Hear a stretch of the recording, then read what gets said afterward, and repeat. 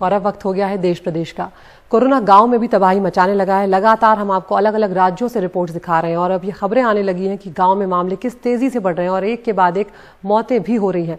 लेकिन गांव में सुध लेने वाला कोई नहीं है। कई मरीज इलाज के अभाव में जान भी गंवा चुके हैं। मेरठ के सरदना की आपको कहानी दिखाते हैं, जहां पर पूरा गांव जो है एक तरह से चपेट में आ गया है। 1000 कोविड के केस यहां पर सामने आए और अब स्वास्थ्य विभाग वहां पर टेस्टिंग करवा रहा है। हमारे सहयोगी रवि रंजन शुक्ला की ये ग्राउंड रिपोर्ट। मेरठ से करीब 20 किलोमीटर दूर सरधना कस्बे का ये खेड़ा गांव है। सबने हाथ खड़े कर दिए। मैंने जने किस किस को फोन करे, जब मेरी भाभी को वेंटिलेटर की जरूरत थी, किसी भी आदमी ने मेरा फोन नहीं उठाना बंद कर दिया। वो अपने व्यक्ति का संबंध बनाओ साहब, ना कोई संग वाला खाने को दे रहा, ना कोई भाजपा वाला संग। खेड़ा गांव के प्रवीण की भाभी की तबीयत 20 अप्रैल को खराब हुई। RT-PCR निगेटिव होने के बावजूद बुखार बना रहा, लेकिन 2 मई को ऑक्सीजन 60 पर आ गई। ऊपर से मेरठ में बेड तक समय से नहीं मिला, जिससे उनकी मौत हो गई। मैंने सांसद संजीव बालियान जी को फोन करे, विधायक संगीत सोम को फोन करा, जिला अध्यक्ष अनुज राठी को फोन करा, क्षेत्रीय मंत्री को फोन करा। जितने भी सबके मेरे पास सबके नंबर हैं, सब भाई साहब करके बात करें, लेकिन किसी ने भी बेड नहीं दिवाया। यहाँ से कम 25 किलोमीटर बेड है। यहाँ उससे पहले तो कोई ऑक्सीजन बेड है ही नहीं। सरदना 12 किलोमीटर है, उसमें कोई ऑक्सीजन बेड नहीं। वहाँ से आगे 15-20 किलोमीटर हो चलो जब शुरू हो जी बेड। खेड़ा और आसपास के गांव में लगातार हो रही मौतों के बाद मंगलवार को स्वास्थ्य विभाग की टीम एंटीजन और RT-PCR टेस्ट करने के लिए गांव पहुंची। टेस्ट कराने आए हरीश सोम को कई दिनों से बुखार है। वो कहते हैं कि खेड़ा गांव में 10 दिन के भीतर 30 से 35 लोगों की मौत हो चुकी है। बीमार तो घर घर बीमार पड़े हैं, बुखार उतरने कोई नहीं कहता। 8-8, 10-10 दिन हो जा उतर जा, फिर झुर्री सी रहे गात में, कंपन सी रह जा गातों में। सबका यही हाल हो रहा, घर घर बीमार पड़े। एक भी घर ऐसा नहीं जो बीमार ना हो। हाँ जी, मेरी हालत खराब है जी। मैं बुखार रहा था, 8-10 दिन बुखार रहा, दवाई भी खाई। अब सिर में इतने सिर में दर्द रहे और चक्कर सा रहे, आंखों में कमजोरी सी रहे, दुख है, गला दुख है, यो गले में खराश सी रहे, अटा सा रहे गला। फिलहाल सरधना के छोटे कस्बे में 1000 से ज्यादा कोरोना के मरीज हैं। स्वास्थ्य विभाग अब तक 58,000 से ज्यादा लोगों के घर जा चुकी है, जिनमें 1036 लोगों में कोरोना के लक्षण भी दिखाई दिए हैं। लेकिन सरधना के सामुदायिक स्वास्थ्य केंद्र में फिलहाल कोरोना मरीजों के लिए कोई सुविधा नहीं है। खुद सामुदायिक स्वास्थ्य केंद्र के इंचार्ज डॉक्टर राजेश भी असमंजस में हैं कि कोरोना टेस्ट की रिपोर्ट निगेटिव आने के बाद आखिर इतनी मौतें क्यों हो रही हैं। कोरोना पॉजिटिव एक मरीज की मौत हुई है, बाकी मौत बताया ना मैंने आपको, जैसे हाइपोक्सिया का टर्म निकला है, उसके तहत ही हो रही होंगी, क्योंकि अभी इसका कोई पकड़ में ही नहीं आ रहा है कि ये मौत कोरोना से हुई या बिना कोरोना से हुई है। तो यही तो परेशानी हो रही है। इस बार जो सेकंड वेरिएंट आया है वो कभी कभी एंटीजन और RT-PCR दोनों में नेगेटिव आता है, लेकिन जब पेशेंट की कंडीशन खराब होती है तो हम HRCT में जाते हैं। HRCT में इसको 15/25, 16/25 तक है, तब तक हालत मरीज की बहुत खराब हो जाती है। मेरठ में कोरोना के हर दिन करीब 1000 मामले सामने आ रहे हैं और 600 से ज्यादा लोगों की मौत हो चुकी है। लेकिन गांव में हुई ज्यादातर मौतें अब भी सरकारी आंकड़ों का ना तो हिस्सा बन पाती हैं, ना ही इनका कारण पता चल पाता है। निश्चित तौर पर सरकार को चाहिए कि गांव में और ज्यादा तेजी के साथ में सर्वे करे और जो भी लक्षण पाए जाते हैं उसके हिसाब से उनका इलाज किया जाए। मेरठ से राकेश कुमार सिंह के साथ रवि रंजन शुक्ला, NDTV इंडिया। तो जब उत्तर प्रदेश के खेड़ा गांव में 1000 मामलों से ऊपर आए तब टेस्टिंग शुरू हुई है, लेकिन रोहतक के टिटोली गांव में ना टेस्ट हो रहे हैं, ना दवा दी जा रही है। सिर्फ एक के बाद एक मौतें होती जा रही हैं और वजह किसी को भी नहीं मालूम। हमारे सहयोगी सौरभ शुक्ला की रोहतक से ये रिपोर्ट देखिए। रोहतक के टिटोली गांव में रहने वाले 42 साल के किसान धर्मेंद्र सिंह हमें अपनी आप बीती बताते हुए फूट फूट कर रोने लगते हैं। उनके 2 जवान भाइयों की पिछले 1 हफ्ते में कोरोना से मौत हो चुकी है। एक की उम्र 32 साल थी और एक की 36 साल। शुरू में दोनों को कई दिन तक बुखार रहा।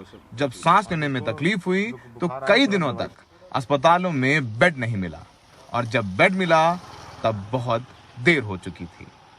सरकार कह रही है कि इनको प्राइवेट को मत दो, हॉस्पिटल वालों को दो, और हमारे पाबंदी लगा दी। फिर लास्ट में बहुत दिक्कत होगी और एडमिट करवाए तो इतने में चेस्ट चारों तरफ से घेर लिया था बीमारी ने, और 4-5 दिन के बाद हमारे दोनों भाइयों की डेथ हो गई थी। टाइम पे एडमिट होते तो बच जाते थे। पूरे टिटौली गांव में मातम पसरा है। सरकारी आंकड़ों की माने तो पिछले 10 दिनों में 18 ग्रामीणों की कोविड से मौत हो चुकी है। लेकिन गांव के सरपंच का कहना है कि पिछले 2 हफ्तों में 40 लोगों की जान जा चुकी है, लेकिन टेस्टिंग ना होने के कारण इन मौतों में कोरोना की पुष्टि नहीं हो पाई। हम ये मान रहे 90% कोरोना से मर रहे हैं। अच्छा, हाँ, यही लक्षण है। और जो गांव में थे जो टेस्ट नहीं करा पाए, जो गरीब आदमी है दाखिल भी नहीं हो पाए कहीं, वो कोरोना के पेशेंट थे। हरियाणा सरकार ने भी स्वीकार कर लिया है कि कोरोना गांव में पैर पसार चुका है।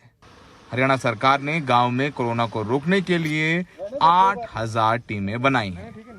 अभी तक शहरों में ही ये ज्यादा फैला हुआ था कोविड। कोरोना के फैलाव का अब पिछले 3 दिन से इंडिकेशंस आ रहे हैं कि गांव में भी तेज गति से बढ़ने लगा है। उसमें जो कोविड के पेशेंट संभावित होंगे, चाहे वो मॉडरेट हैं और चाहे वो सीवियर हैं, ऐसे जो पेशेंट्स को वहां से ला करके हम अस्पतालों में दाखिल कराएंगे। भले ही हरियाणा के मुख्यमंत्री कह रहे हैं कि तैयारी पूरी है, लेकिन टिटौली गांव के सरकारी स्कूल में बनाए जा रहे अस्थायी कोविड अस्पताल का हाल देखिए। सिर्फ पलंग पर गद्दे डाल दिए गए हैं, ना ऑक्सीजन है और ना डॉक्टर। हर रोज ग्रामीणों को आश्वासन दिया जाता है कि इसे जल्द शुरू किया जाएगा। हरियाणा के गांव की जिन गलियों में रौनक रहती थी, वहां पर देखेंगे कि सन्नाटा पसरा हुआ है। घरों में मातम है। हर घर में किसी न किसी को बुखार आ रहा है। हर रोज लोगों की मौतें हो रही हैं। कुछ की पुष्टि हो गई कोरोना की, कुछ कह रहे हैं कि रहस्यमयी बुखार आया और फिर जान निकल गई। फिलहाल टेस्टिंग ना के बराबर है, वैक्सीनेशन हो नहीं रहा। देश के गांव को प्रशासन ने राम भरोसे छोड़ रखा है। रोहतक के टिटौली गांव से सहयोगी शशिकांत झा और राहुल के साथ सौरभ शुक्ला, एनडीटीवी इंडिया। महाराष्ट्र की बात करते हैं, जहां पर कुछ जिलों में संक्रमण काबू में आया है, लेकिन विदर्भ क्षेत्र में हालात चिंताजनक है। भंडारा जिले में संक्रमण दर 82% तक पहुंच गई है। इंडियन मेडिकल एसोसिएशन को आशंका है कि कहीं ये वायरस फिर से अपना रूप तो नहीं बदल रहा है। ऐसे में सरकार को नए और ज्यादा से ज्यादा सैंपल लेकर जीनोम सीक्वेंसिंग करने की जरूरत है। पूजा भारद्वाज की रिपोर्ट। ऑक्सीजन रेल और टैंकरों का नागपुर पहुंचना जारी है। चौराहों नुक्कड़ों पर रैंडम टेस्टिंग भी बढ़ी है। अस्पतालों के बाहर अब पहली जैसी तस्वीर नहीं। संक्रमण के हालात नागपुर में कुछ समय से बेहतर हुए हैं, लेकिन नागपुर वाले विदर्भ क्षेत्र के कुछ जिलों में हालात चिंताजनक हैं। विदर्भ के कुछ जिले 70%, यहाँ तक कि 80% पार संक्रमण दर दर्ज कर रहे हैं।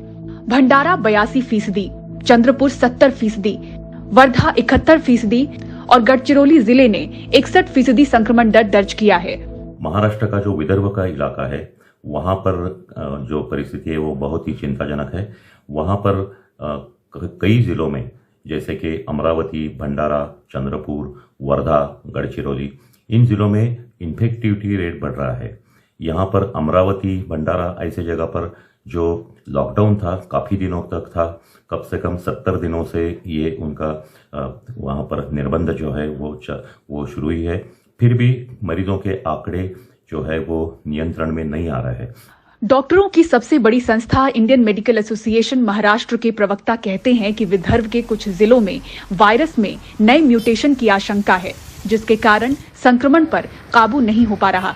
दिसंबर में ही पाया गया था कि जो ब्रिटेन से म्यूटेंट वायरस आया था वो अमरावती में पाया गया था, और बाकी के जो विदर्भ के जिले हैं वहां भी वो म्यूटेंट वायरस पाया गया था। अभी हो सकता है कि काफी तादाद बढ़ने के बाद इस म्यूटेंट वायरस में और भी म्यूटेशन हुआ हो सकता है, और उससे ये कोई और नया वायरस तो नहीं, इसकी आशंका आने लग रही है। और इसके लिए ये जो ज़िले है वहाँ के जो पॉजिटिव मरीज है उनके सैंपल्स लेके उनका जीनोम सीक्वेंसिंग करके ये नए म्यूटेंट की आशंका दूर करनी चाहिए और इसके लिए जो है वो कॉन्टैक्ट ट्रेसिंग है वो काफ़ी बढ़ाना चाहिए। अभी तक तो है जो 5 तक जा रहा है वो कम से कम 20 तक जाना चाहिए। विदर्भ के ही यवतमाल और अमरावती जिले के सैंपल से डबल म्यूटेशन वायरस का पता चला था। इस नई लहर में संक्रमितों के अंदर कितने म्यूटेशन वाला वायरस पहुंचा है, इस पर पुख्ता जानकारी का इंतजार है। नागपुर से विनय शुक्ला के साथ मुंबई से पूजा भारद्वाज, एनडीटीवी इंडिया। कोरोना की दूसरी लहर के बीच अलीगढ़ मुस्लिम यूनिवर्सिटी के 44 लोगों की मौत से हड़कंप मच गया है। इनमें से 19 प्रोफेसर और 25 नॉन टेक्निकल स्टाफ शामिल हैं। एएमयू के वीसी तारिक मंसूर ने आईसीएमआर को चिट्ठी लिखी है और कहा है कि अलीगढ़ सिविल लाइंस में कोविड के किसी जानलेवा वेरिएंट हो सकता है, उसकी टेस्टिंग करवाई जाए। अलीगढ़ मुस्लिम यूनिवर्सिटी के कब्रिस्तान में एक और प्रोफेसर की कब्र खुद रही है। मेडिसिन डिपार्टमेंट के प्रोफेसर शोएब जहीर नहीं रहे, उन्हें यहां दफन होना है। यूनिवर्सिटी का कब्रिस्तान उन लोगों की ताज़ा कब्रों से भरा पड़ा है जो पिछले करीब 20 दिनों में गुजर गए। मरने वालों में करीब 19 फैकल्टी मेंबर्स और करीब 25 नॉन टीचिंग स्टाफ शामिल है। जो बड़े लोग गुजर गए उनमें मेडिसिन विभाग के डॉक्टर शादाब खान, मेडिसिन विभाग के डॉक्टर आरिफ सिद्दीकी, जूलॉजी विभाग के प्रोफेसर हुमायूं मुराद, यूनिवर्सिटी पॉलिटेक्निक के डॉक्टर सईदुज़्ज़मा, कंप्यूटर साइंस के प्रोफेसर जमशेद सिद्दीकी, साइकोलॉजी विभाग के प्रोफेसर सईदुज़्ज़फ़र, साइकोलॉजी विभाग के प्रोफेसर साजिद अली खान, इतिहास विभाग के डॉक्टर जिब्राइल, राजनीति शास्त्र के प्रोफेसर काजी मोहम्मद जमशेद, धर्मशास्त्र विभाग के डॉक्टर एहसानुल्लाह और लॉ फैकल्टी के डॉक्टर शकील समदानी शामिल हैं। पूरा जो कब्रिस्तान यूनिवर्सिटी का वो भरा पड़ा है। तो एक बहुत बड़ी ट्रेजेडी इसमें कि इसमें बड़े अच्छे डॉक्टर्स का भी इंतकाल हुआ है, बड़े अच्छे दिग्गज प्रोफेसर्स, डीन, चेयरमैन का इंतकाल हुआ है और बड़े यंग टीचर्स का भी इंतकाल हुआ है। बड़े हेल्दी लोग थे और बड़े बिल्कुल ठीक ठाक थे और बहुत केयर भी करते थे अपना। यही नहीं, नॉन टीचिंग स्टाफ की भी बड़े पैमाने पर मौत हुई है। इनकी तादाद 25 बताई जा रही है। ऐसी हालत में एएमयू के वीसी प्रोफेसर तारिक मंसूर ने आईसीएमआर के डायरेक्टर को खत लिखकर इसकी जांच कराने कहा है। उन्होंने सीएसआईआर के institute of genomic and integrated biology को यहां के सैंपल्स भी जीनोम सीक्वेंसिंग के लिए भेजे हैं।